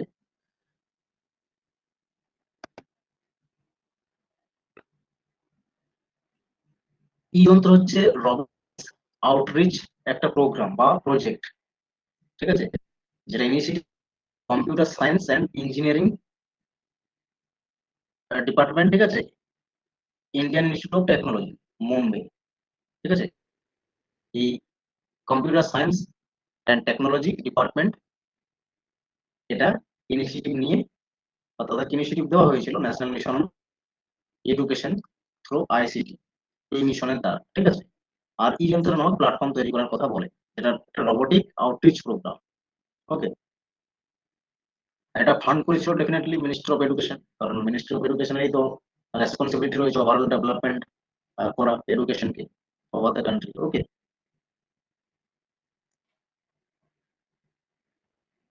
এটা অ্যাকচুয়ালি ইঞ্জিনিয়ারিং এডুকেশনের সেক্টরে কাজে লাগে। ওকে, বা তাদের অবজেক্টিভ, তাদের স্টুডেন্ট, মানে ইঞ্জিনিয়ারিং ফিল্ডের যে স্টুডেন্টরা,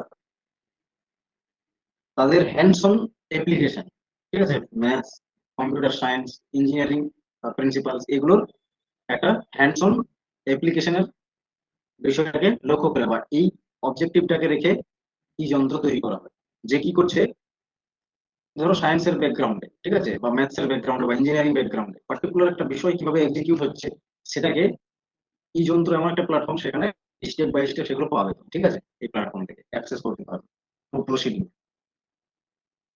আর একটা কনসেপ্ট দিয়েছিল কে এই ধরনের একটা প্ল্যাটফর্ম তৈরি করার জন্য, ঠিক আছে। This project was conceptualised by professor Kavi Arya, okay, and Krithi Ramamurthy, ঠিক আছে, Ramamritham, okay, department of computer science and engineering, IIT Bombay, ঠিক আছে। এই কনসেপ্ট তাদের কাছ থেকে আসে।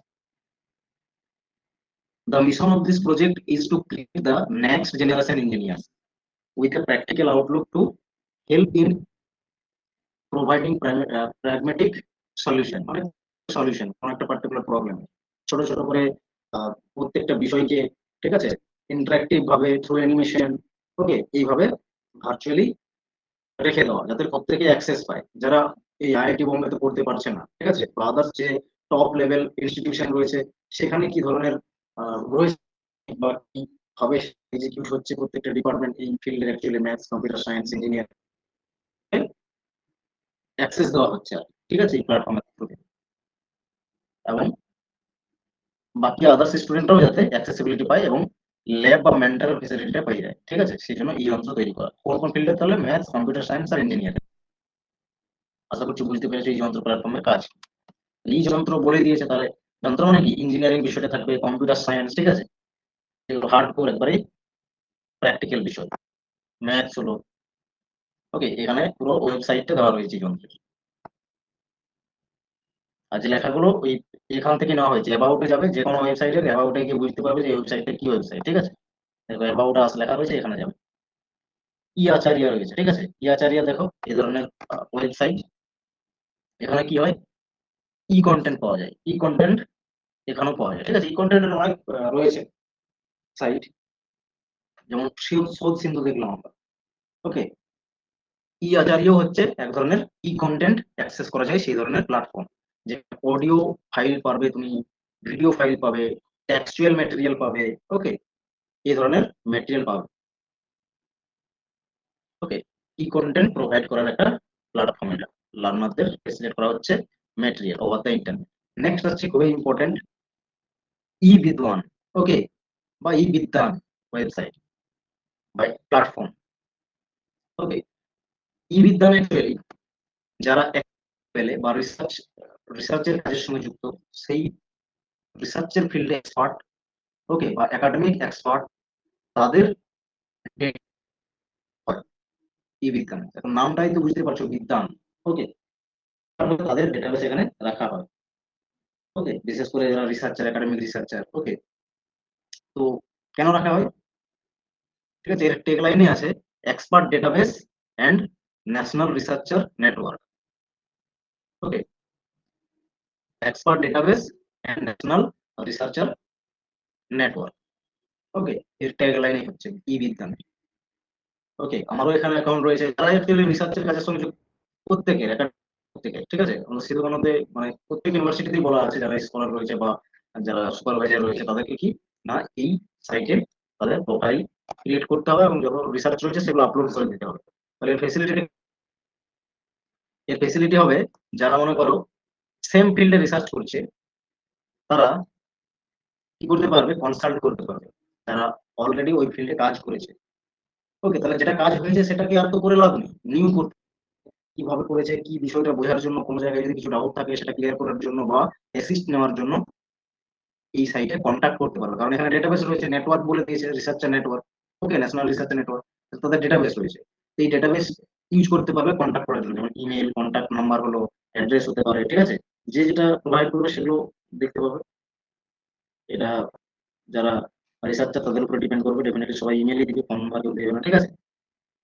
তো এইভাবে করতে হবে, ডেফিনেটলি সেগুলো রিকোয়ারমেন্ট রয়েছে, দিতে পারে বা নাম্বার, কিন্তু ম্যান্ডেটরি নয়। তবে ইমেলটা ম্যান্ডেটরি, ইমেল থাকতে হবে, ঠিক আছে, একটা যে কোনো কন্ট্যাক্ট দিতে হবে ডিটেলস, একটা প্ল্যাটফর্ম। এটা বোঝা গেছে, নামটাই তো বোঝা যাচ্ছে এখানে কি হয়, ফেসিলিটি কারা এখানে তাদের কারা এখানে কন্ট্যাক্ট লিস্ট থাকবে, ঠিক আছে, এক্সপার্ট। তো কি কি এক্সপার্ট হতে পারে, ন্যাশনাল বা ইন্টারন্যাশনাল অ্যাওয়ার্ডস বা সাইটেশনস রয়েছে যাদের, ঠিক আছে, রিসার্চ করলে সাইটেশন অটোমেটিক্যালি বাড়বে, আর তোমার কাজকে কি ক্রেডিট দেবে, তুমি যে পার্টিকুলার রিসার্চ করেছো তোমাকে ক্রেডিট দেবে যে হ্যাঁ, আমি এই ব্যক্তির কাছ থেকে এই আইডিয়াটা নিলাম। ওকে, তাহলে সাইটেশনে দিতে হয় যে এই ব্যক্তির কাছ থেকে নিয়েছি এই আইডিয়া, তো সেটা সাইটেশন। তো এই লেভেলের সাইটেশন যারা থাকবে তারা অটোমেটিক্যালি এখানে চলে আসবে। ওকে, পোস্ট গ্রাজুয়েট যারা করছে, পোস্ট গ্রাজুয়েট লেভেলের রিসার্চ, ওকে, পোস্ট গ্রাজুয়েট বা ডক্টরেট ডিগ্রি রয়েছে তারাও এখানে থাকতে পারবে। ওকে, প্রফেসর যারা রয়েছে, অ্যাসিস্ট্যান্ট, অ্যাসোসিয়েট, সিনিয়র সায়েন্টিস্ট বা রিসার্চ ইনস্টিটিউশনে রয়েছে বা ইন্ডিভিজুয়াল ইন্ডিপেন্ডেন্ট রিসার্চার হতে পারে, তাদের এখানে কি থাকবে, প্রোফাইল থাকবে। ওকে, এর জন্য ডেফিনেটলি ইনস্টিটিউশনাল মেল আইডি চাই, ইনস্টিটিউশন থেকে এটা অ্যাপ্রুভ হবে। ওকে,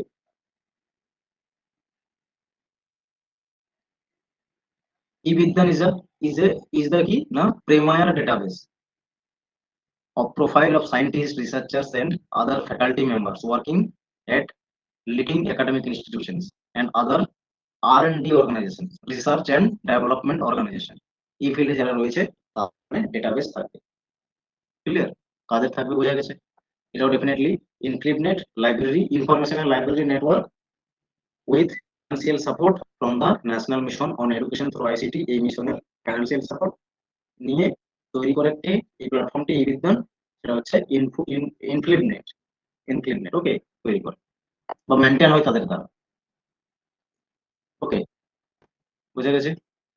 চলো এরপর কি আছে, এর অবজেক্টিভ এগুলো দেওয়া রয়েছে। কি objective, quick and connectivity provide করা, কুইকলি কানেক্টিভিটি বা যারা কোলাবোরেট করতে চাইছে, সেম ফিল্ডে কাজ করেছে সেই ধরনের একটা পিয়ার্স গ্রুপ তৈরি করা, ঠিক আছে, সম টাইপের কাজ করছে সেই ধরনের একটা পিয়ার গ্রুপ তৈরি করা এখানে হয়ে থাকে। ওকে,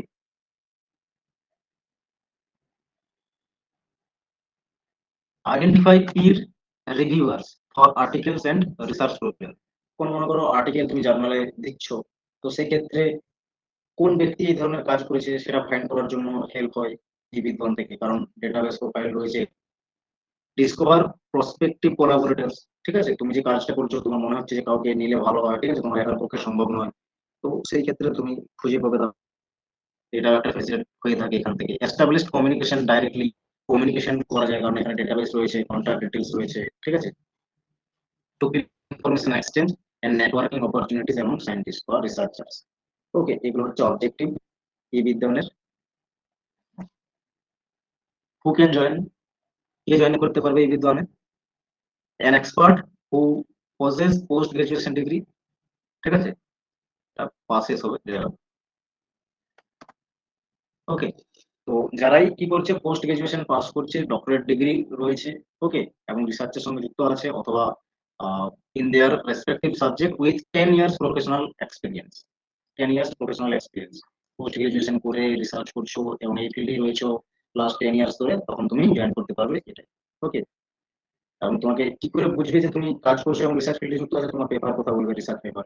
ঠিক আছে, ঠিক আছে, কবে থেকে শুরু করেছো, কতদিন হলো তোমার। ওকে, এগুলো ডিপেন্ড করবে। ন্যাশনাল ইন্টারন্যাশনাল লেভেলে তুমি অ্যাওয়ার্ডিং রয়েছে, রিসার্চ সাইটেশন রয়েছে। ওকে, পোস্ট ডক্টরাল ফেলো রয়েছে, মানে পিএইচডির পরে যদি আরো তুমি রিসার্চ করতে চাও একাডেমিকে, তাহলে সেটা পোস্ট ডক্টরাল হয়ে যাবে, ফেলো তোমার। রিসার্চ স্কলার হলো professor, associate professor, senior scientist, এরা হচ্ছে এখানে জয়েন করতে পারবে। ক্লিয়ার? এরপর নেক্সট আসছে ই কল্প। ওকে, ই কল্প দেখো কি কি পয়েন্ট রয়েছে, এবার পয়েন্ট গুলো নিয়ে নিই। An integrated Android based mobile app হচ্ছে ই কল্প, enabling technology delivery, interactive learning and real time data recording. ওকে, এটা কি করে? জাস্ট টেকনোলজির ইমপ্লিকেশন রি লার্নিং এর ক্ষেত্রে দেখা যায়। ওকে, ইন্টারেক্টিভ লার্নিং এর জন্য যেখানে রিয়েল টাইম ডেটা রেকর্ডিং হবে বা রিয়েল টাইম কনভারসেশন হবে। The app was developed for better reaching out to farming communities. যারা ফার্মিং কমিউনিটিস রয়েছে, যারা চাষাবাদ করে এগ্রিকালচারের সঙ্গে যুক্ত, তাদেরকে লার্নিং প্রোভাইড করার জন্য ই কল্প নামক প্ল্যাটফর্ম বা মোবাইল অ্যাপ তৈরি করা হয়েছে। ওকে, এখানে জিপিএস এনাবেল প্ল্যাটফর্ম রয়েছে। এটা মানে তুমি কোথা থেকে কানেক্ট হয়েছো, এই অ্যাপ ডাউনলোড করেছো, সেটা একটা রেকর্ড, তুমি কোথা থেকে বলছো। তাহলে এই গল্প কি করবে, সেই এলাকার কন্ডিশন অ্যাকর্ডিংলি তোমাকে অ্যাডভাইস দেবে। ঠিক আছে, বা তোমার যে রিকোয়ারমেন্ট, তোমার যা কোয়েশ্চেন, তার অ্যান্সার দেবে। ওকে, ই গল্প is the integration of 5 major services. 5টা সার্ভিস প্রোভাইড করে থাকে। ফার্মার্স ইস্যু রিপোর্টিং করে, ফার্মার্সকে কি ইস্যু রিপোর্ট মানে ফেস করছে সেগুলোকে রিপোর্ট করবে। ঠিক আছে, তাদেরকে সাপোর্ট করবে এরকম ভাবে। সিনক্রোনাইজ ফার্মিং প্রোভাইড করবে, তাদেরকে অ্যাসিস্ট করবে যে কিভাবে করা প্রয়োজন। ঠিক আছে, ফার্মার ডায়েরি মতো কাজ করে এটা। ওকে, ধরে নাও কখন কি দিতে হবে তোমাকে, পার্টিকুলার মেনটেন কিভাবে করবে তুমি, এগুলোর জন্য ডায়েরি বলছে। নলেজ প্রোভাইড করে এগ্রিকালচার রিলেটেড। ওকে, নোটিফিকেশন সিস্টেম, মানে তোমাকে মনে করিয়ে দেবে যে এটা ফসল তোমার রয়েছে এতদিনের মধ্যে, কি কি তোমার।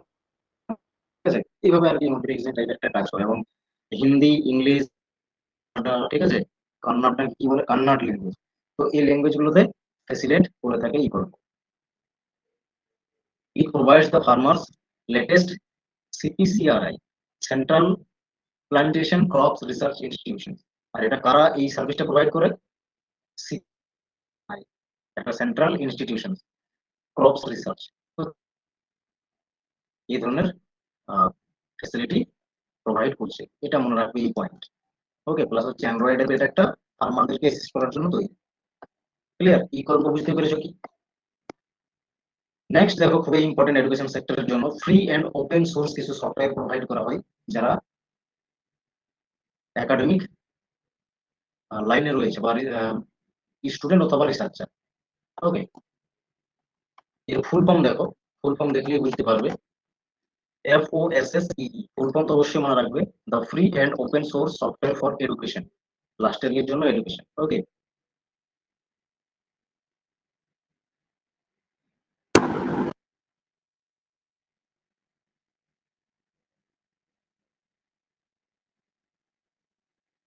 আচ্ছা, কি বলা হয়েছে এখানে?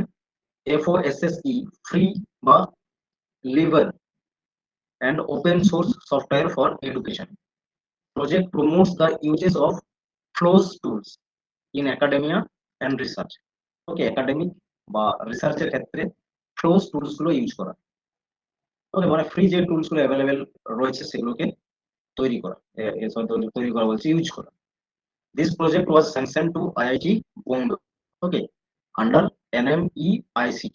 এই মিশনটির দ্বারা আইআইটি বোম্বেকে এই প্রজেক্টটি দেওয়া হয়, তারা তৈরি করে এই প্ল্যাটফর্ম গুলো। ঠিক আছে, বা এই সফটওয়্যার গুলো। ঠিক আছে, এটা আবার রয়েছে, যেটা যে প্রমোট করেছে ওপেন সোর্স সফটওয়্যার গুলো এডুকেশনাল ইনস্টিটিউশনে বা রিসার্চের ক্ষেত্রে।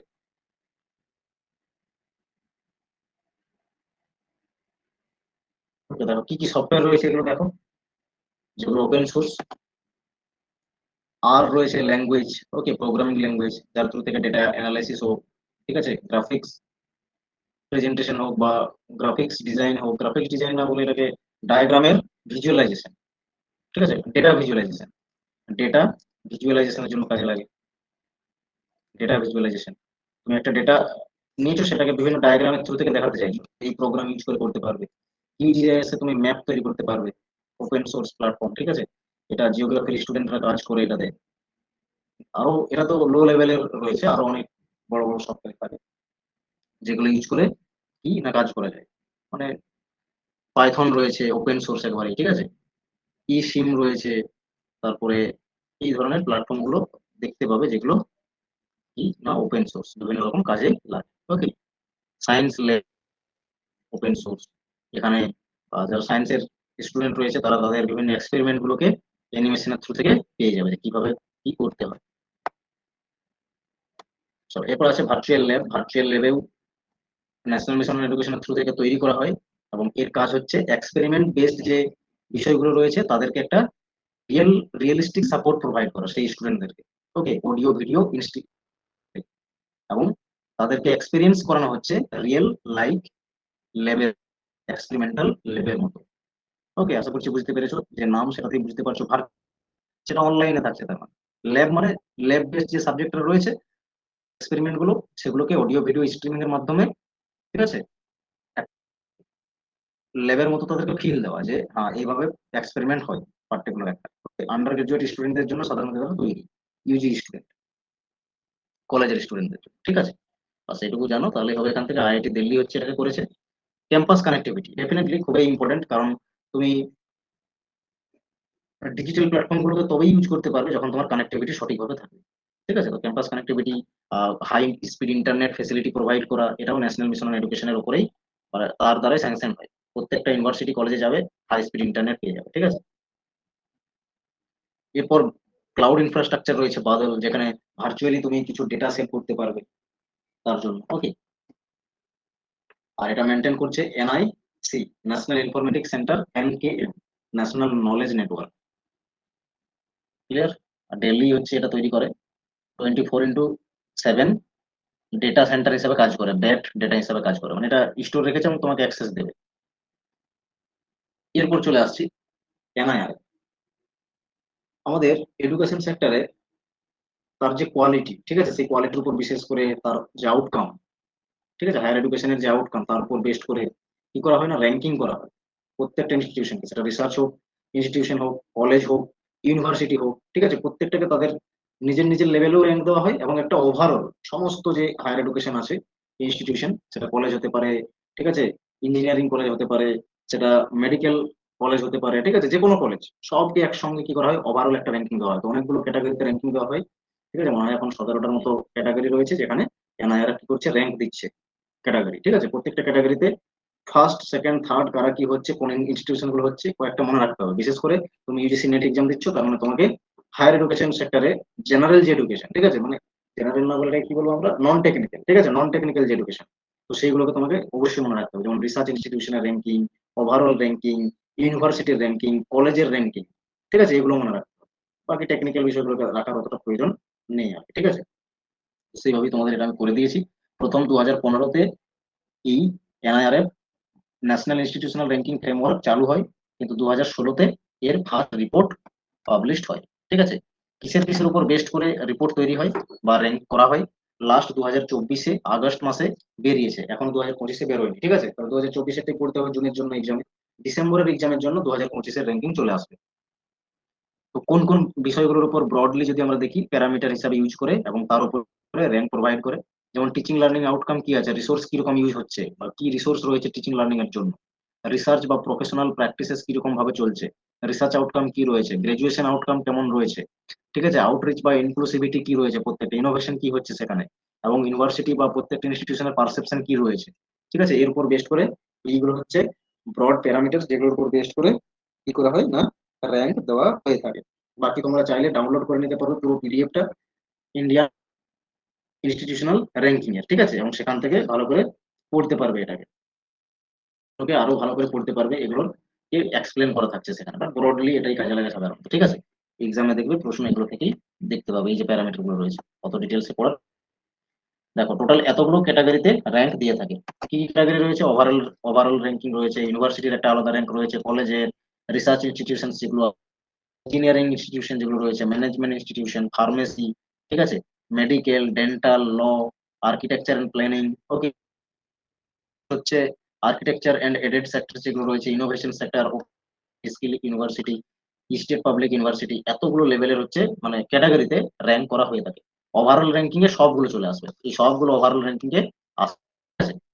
তারপর ইন্ডিভিজুয়ালি আবার র্যাঙ্কিং হয়, যেমন ইউনিভার্সিটি র্যাঙ্কিং হবে। তো ওভারঅল র্যাঙ্কিং দেখো 2024-এ আইআইটি মাদ্রাজ, ওকে, তামিলনাড়ুতে রয়েছে। আইআইটি মাদ্রাজ হচ্ছে কি প্রথম রয়েছে, একবারে ফার্স্ট ওভারঅল র্যাঙ্কিং এ। সেকেন্ড হচ্ছে Bengaluru, IIS Bengaluru, Indian Institute of Science. IIT মানে Indian Institute of Technology, okay, IIS মানে ইন্ডিয়ান ইনস্টিটিউট অফ সায়েন্স। ঠিক আছে, তো এটা ভালো করে দেখবে। Institute of Technology Bombay third হচ্ছে, Indian Institute of Technology Delhi, Indian Institute of Technology Kanpur, এটা হচ্ছে fifth, Indian Institute of Technology Kharagpur, এটা হচ্ছে সিক্স। ওকে, এইভাবে ওভারঅল র্যাঙ্কিং রয়েছে, 10টা আমি প্রত্যেকটা দিয়েছি, দেখবে, ঠিক আছে। তো নেক্সট দেখবে যে ইউনিভার্সিটি র্যাঙ্কিং গুলো কি রয়েছে। ইউনিভার্সিটি র্যাঙ্কিং এ প্রথম থাকছে বেঙ্গালুরু, বেঙ্গালুরু ইউনিভার্সিটি রয়েছে কিন্তু, ঠিক আছে, IIS university, okay, but overall ranking এ সেকেন্ডে রয়েছে কিন্তু, ওকে, সেকেন্ডে রয়েছে। ওভারঅল ইউনিভার্সিটির ক্যাটাগরিতে দেখলে প্রথম হয়ে যাবে Bengaluru, IIS Bengaluru, Indian Institute of Bengaluru, okay. তারপরে জেএনইউ রয়েছে, জওয়াহরলাল নেহরু ইউনিভার্সিটি, সেকেন্ডে, সরি ওভারঅল বলছি, ইউনিভার্সিটি র্যাঙ্কিং, ওকে। তো এইভাবে এগুলো মনে রাখবে। জামিয়া মিলিয়া ইসলামিয়া ইউনিভার্সিটি আছে থার্ড ইউনিভার্সিটির ক্যাটাগরিতে, ওকে, ইউনিভার্সিটির ক্যাটাগরিতে এটা হলো। বেনারস হিন্দু, এটা ফিফথে রয়েছে। মণিপাল ইউনিভার্সিটি হায়ার ইনস্টিটিউশন, এটা হচ্ছে ফোর্থে রয়েছে। ইউনিভার্সিটি অফ দিল্লি, এটা হচ্ছে সিক্সথে। তো এইভাবে এগুলো চেষ্টা করে মনে রাখার, কারণ এগুলো থেকে কিন্তু প্রশ্ন হয়, ঠিক আছে, র্যাঙ্কিং থেকে, বিশেষ করে ইউনিভার্সিটির র্যাঙ্কটা মনে রাখবে। আর কলেজের র্যাঙ্কে হিন্দু কলেজ, ঠিক আছে, মিরান্ডা হাউস কলেজ, এটা সেকেন্ড পজিশনে রয়েছে। সেন্ট জেভিয়ার্স কলেজ দিল্লিতে রয়েছে, তিনটেই দিল্লিতে আছে, হিন্দু কলেজ, মিরান্ডা, আর আর হচ্ছে আর হচ্ছে কি স্টিফেন্স কলেজ, ঠিক আছে, এগুলো সব মনে রাখবে। রামকৃষ্ণ মিশন কলেজ আছে, এটা কলকাতা ওয়েস্ট বেঙ্গল রয়েছে, এটা ফোর্থে রয়েছে কলেজ, ওকে। নেক্সট দেখো রিসার্চ ইনস্টিটিউশন, যদি দেখো তো বেঙ্গালুরু, আইআইএস বেঙ্গালুরু আবার রিসার্চ ইনস্টিটিউশনের ক্যাটাগরিতেও আছে, ঠিক আছে, তো এটা আবার ফার্স্ট র্যাঙ্কে রয়েছে ইনস্টিটিউশনাল, রিসার্চ ইনস্টিটিউশনাল ক্যাটাগরিতে, ঠিক আছে। Indian Institute of technology Madras সেকেন্ডে রয়েছে কিন্তু রিসার্চ ইনস্টিটিউশনের ক্যাটাগরিতে। তো এইভাবে এগুলো দেখবে, দিল্লি আছে, মুম্বাই আছে, আইআইটি খড়গপুর আছে ফিফথে ইনস্টিটিউশনাল, রিসার্চ ইনস্টিটিউশনাল হিসাবে, ঠিক আছে।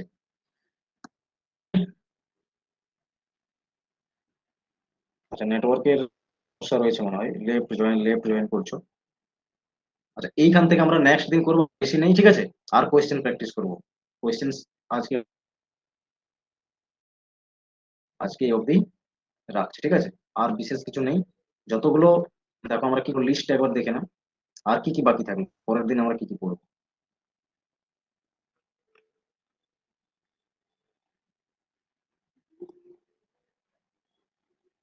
তাহলে অলরেডি আমরা কমপ্লিট করলাম হচ্ছে এনআইআরএফ, এটা কমপ্লিট করেছি। টোটাল 16 এর মধ্যে এগুলো আমরা আলোচনা করিনি, ঠিক আছে, এটা আলোচনা করেছি, এটাও আলোচনা করি, ঠিক আছে, তিনটে বাদ দিয়ে 16টা, আমরা 13টা আলোচনা করেছি এখান থেকে।